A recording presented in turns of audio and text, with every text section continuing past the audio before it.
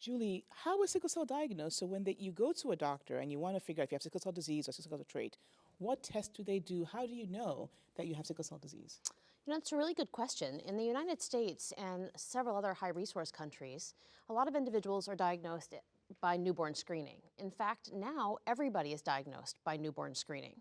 So within the first 24 hours of life, you actually undergo a blood test that can diagnose a myriad of different diseases, including sickle cell disease.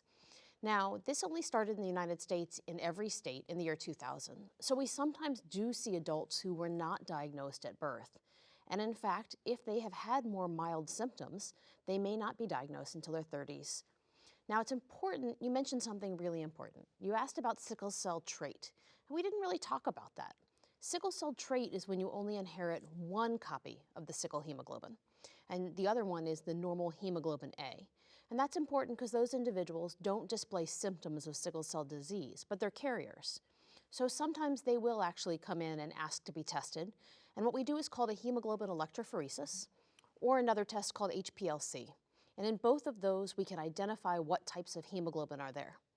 Important to know, though, that measuring the number of or percent of hemoglobin doesn't measure the severity of the disease. I've seen that misunderstood a few times.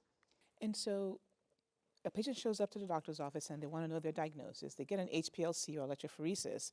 And how do you educate them about their diagnosis? What are the things you're going to tell them? What to look forward to? What their lifespan would typically be in this country, or if they live in a low-resource country? What is that education like? Well, sometimes that's a very long discussion.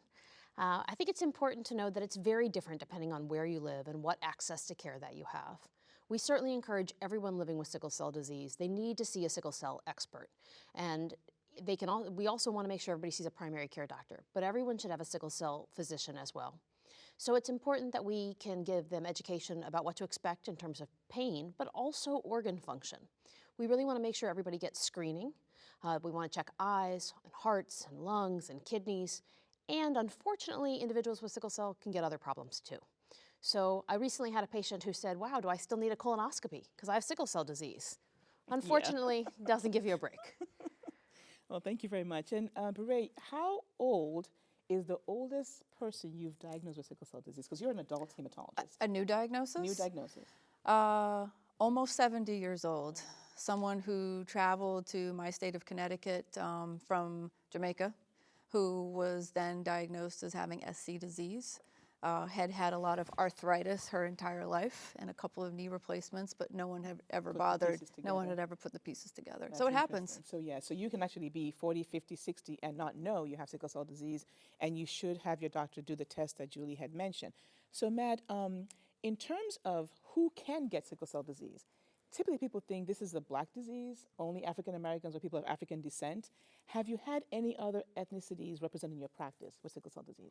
Certainly. The origin of the sickle mutation appears to be from equatorial parts of the world, including, of course, sub-Saharan Africa, but also the Arabian Peninsula, so those of Arabic heritage, but also those of the Indian subcontinent. So it really is quite a cosmopolitan disease from that point of view, although, however, in the United States, over 90% of the patients affected tend to be of African origin.